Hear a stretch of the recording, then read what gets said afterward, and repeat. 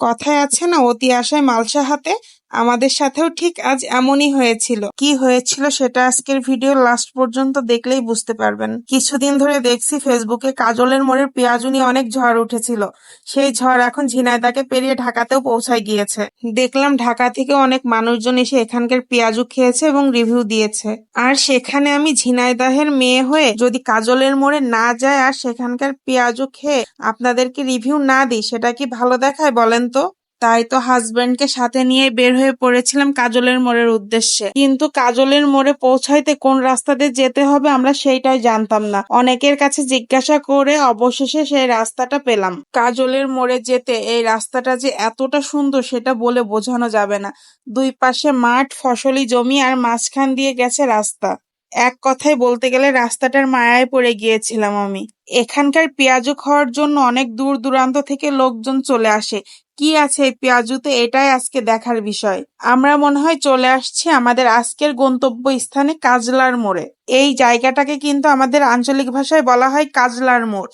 এই জায়গাটাতে মূলত তিনটা রাস্তার মাথা মিলিত হয়েছে। আর এই জায়গাটার নামকরণ হয়েছে এখানে যে ব্যক্তি পেঁয়াজু বিক্রি করতেন তার নাম ছিল কাজল, তাই এখান থেকে এই জায়গাটার নাম হয়েছে কাজলের মোড়। আমার আদিয়াত কিন্তু এখানে আসতে পেরে অনেক খুশি হয়েছে। সে তার বাবার সাথে অনেক দৌড়াদৌড়ি করছে, খেলা করছে, মজা করতেছে। আদিয়াত কিন্তু নতুন নতুন জায়গায় ঘুরতে যেতে অনেক বেশি পছন্দ করে। এখানে কিন্তু অনেকগুলো পেঁয়াজুর দোকান আছে, কিন্তু আমরা আজকে কাজলের দোকান থেকেই পেঁয়াজুটা খাবো। তো এখানে অনেক ভিড়, তাই আমরা একটু অপেক্ষা করতেছি। ভিড় কমলে আমরা দোকানের সামনে যাব। এই তো আমরা চলে আসছি সেই ভাইরাল কাজল মামার পেঁয়াজুর দোকানে। এখানে কেজি কেজি পেঁয়াজু ভাজা হচ্ছে আর নিমিষে সেটা শেষ হয়ে যাচ্ছে। আমি কিন্তু অনেক এক্সাইটেড ছিলাম যে এই পেঁয়াজুটা খেতে কেমন হবে, কিন্তু এখানে এসে এতটা ভিড় দেখে আমার এক্সাইটমেন্টটা আরো বেড়ে গেল দেখার জন্য যে এখানকার পেঁয়াজুতে আসলেই আছে কি। দোকানের ভিতরে অল্প পরিসরে কিছু বসার জায়গা ছিল, কিন্তু প্রচন্ড গরমের কারণে আমরা পেঁয়াজু নিয়ে বাইরে চলে আসছিলাম।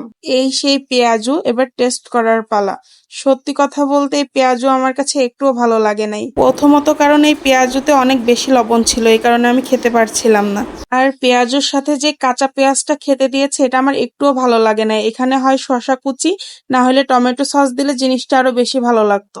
আপনাদের ভাইয়াও পেঁয়াজুটা টেস্ট করেছে, তার কাছেও লবণটা একটু বেশি লেগেছে। আমার কাছে মনে হয়েছে আমরা সচরাচর যে পেঁয়াজুগুলা খেয়ে থাকি তার টেস্ট এর থেকে অনেক বেশি ভালো হয়ে থাকে। আমি বুঝি না ভাই, মানুষ ভিডিওতে একটু ভিউ পাওয়ার আশায় এই সাধারণ জিনিসটাকে এত অসাধারণ করে মানুষের সামনে কেন তুলে ধরে। সেই ভিডিওগুলা দেখে অনেক দূর থেকে মানুষজন এসে আমার মতো হতাশ হয়ে ফিরে যায়। কি দরকার এগুলো করার? যেটা ভালো সেটাকে ভালো বলাই উচিত, আর যেটা ভালো না সেটাকে ভালো না বলাই উচিত। যাই হোক, আজকের ভিডিওটা এ পর্যন্ত। আল্লাহ হাফেজ।